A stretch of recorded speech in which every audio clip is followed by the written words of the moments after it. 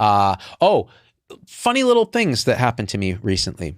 Getting recognized is always kind of interesting and fun. And I used to take it very weirdly.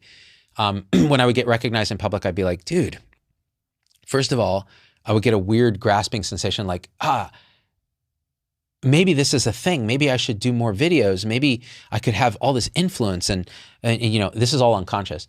And I would get really weird about it, like this kind of FOMO, like one person would recognize me and I get FOMO, like maybe I should be recognized. This is years ago. I should be recognized more. And this is what happens when you believe you're a separate self with an ego walking around and you think things matter. Well, none of that is true. So today I'm at Target. My kids are buying a bunch of socks and stuff because we're going to Japan next month and we'll be doing shows from Japan and all this, trying to do interviews and different things. So that said, I'm walking through an aisle myself. My kids are somewhere else looking at stuff. This woman is with another woman and they have two strollers and they poke their head around the corner of one of the aisles and she goes, "Do I know you?" And I'm wearing a hat and stuff and I'm like, maybe she recognizes, maybe she doesn't. And I was like, I don't know, do you? And she's looking at me, making eye contact, looking, and she's like, "Are you like up at UCSF?" And I was like, "Well, no, not currently." I go, "Where else might you know me from?" And I'm like playing Socratic method. And she's like, "I don't know. I feel like I'm like, do you go on the internet?" She's like, "Yeah." I'm like, "Ever do any social media stuff?" She's like, "Oh my God, you're that guy. Oh my God." And then it was like, oh, recognition. You're Doc Vader. You're the dude who was talking about vaccines during COVID. So this was I can't give her name or anything, but she works with children in immunocompromised situations and was like, oh man, when you talk about childhood vaccines, it's like the best thing. And because, these people who won't vaccinate their kids put my patients at risk, right? That's the thing with childhood vaccines. It's not like COVID vaccines where you're not hurting anybody if you don't get vaccinated. You're just hurting yourself if you are a high risk and haven't had COVID, which is a certain population, not everybody. So that all said, we have this connection. And then her friend was like, "Oh my God, yeah, I recognize you too." So then her friend, like I'm looking at these kids and like there's these twins in a stroller and I'm like, wow, these kids are cute. So we start talking about our twins. Then I look at the other kid and okay, I crap you negative. This kid was sitting in the cart, right?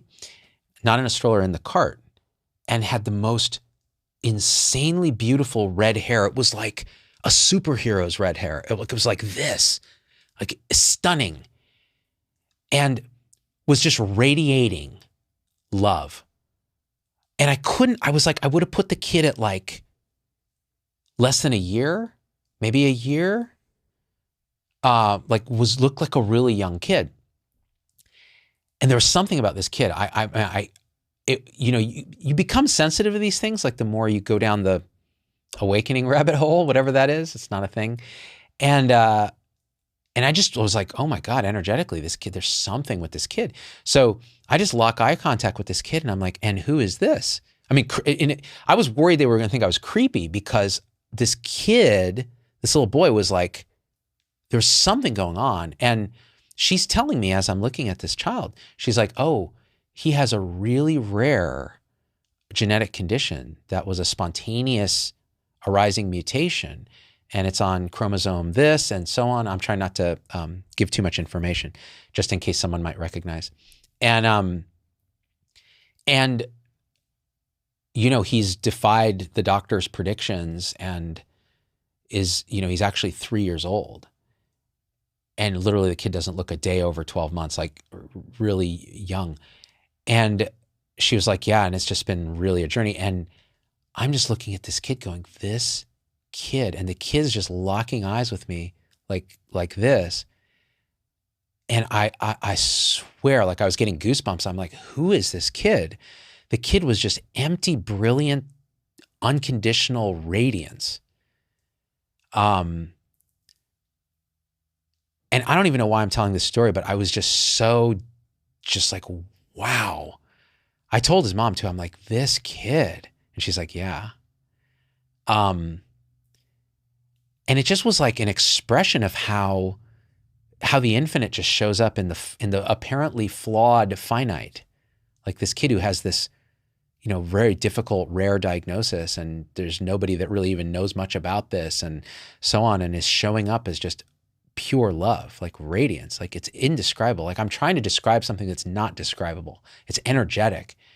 So I guess all this is to say, I don't mind being recognized in this way, like in public. It opens these kind of cracks in the universe where things just connect. It's really kind of beautiful. It's so different than when I was so personality bound and ego driven, and I can see it so clearly. And if there's still aspects of that arise, like I'd be lying if those kind of validation seeking things don't arise. But it's held very lightly, it's held very lightly. And again, a lot of it is energetic. And when I say that, it sounds like woo-woo, but it's a intuition. It's a kind of feeling that you get. And you guys know what I mean when I'm talking about energy. Everything is energy. It's a palpable, indescribable experience. Like when I was interacting with this child. Yeah. Surrender says, yeah, it's a signature. Yeah, exactly. Vicky Doc, yeah, all the connections are what it's about. It's just seen more clearly.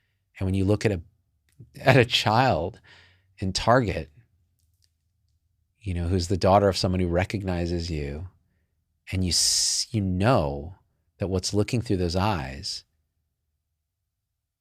is the same as what's looking through yours and meeting itself. That's where the words stop.